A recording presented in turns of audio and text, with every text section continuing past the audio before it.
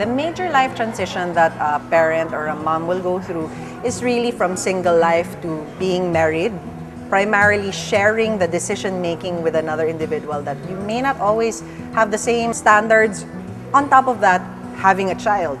So you're trying to run a household, and that's major transition.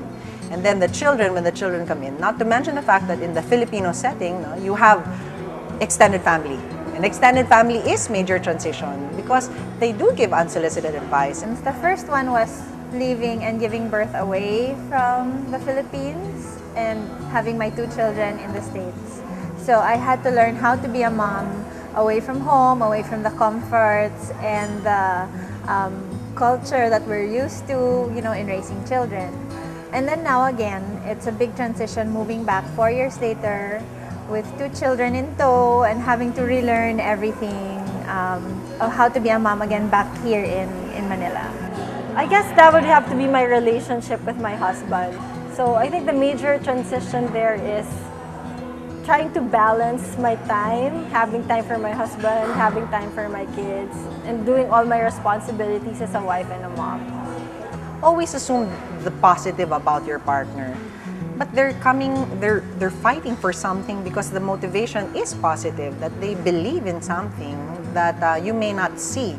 And when you assume the positive, the environment is different. It's not suspicious, it's not malicious, it's not selfish nor defensive. You're assuming that this person is trying to really show me a different angle or perspective that I may not see. And there's so much value in that. That's why you married that person.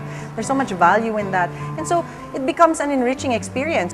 The acceptance is a process. A process means it takes time. And so we really have to have that disposition of where is it now? Where am I now? And in that transition, how confident am I that even if other people have another opinion, that I can communicate mine? Be open that we agree to disagree, that's what they say.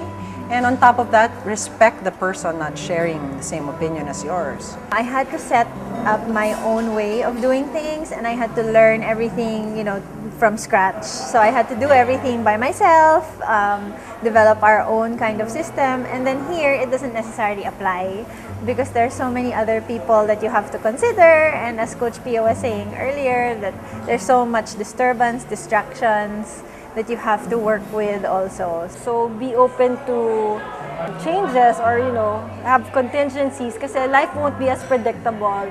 For example, going out on dates with my husband, we don't like pressure ourselves that every Saturday night we have to go out. So it's more of if we have the time, then let's go out and then let's enjoy ourselves.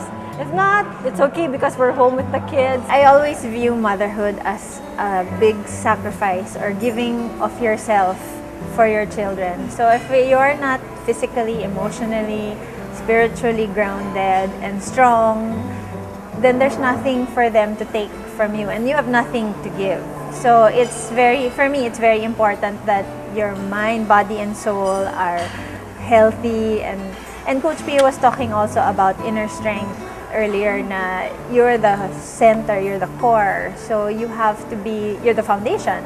So you have to be strong for you and for your children also.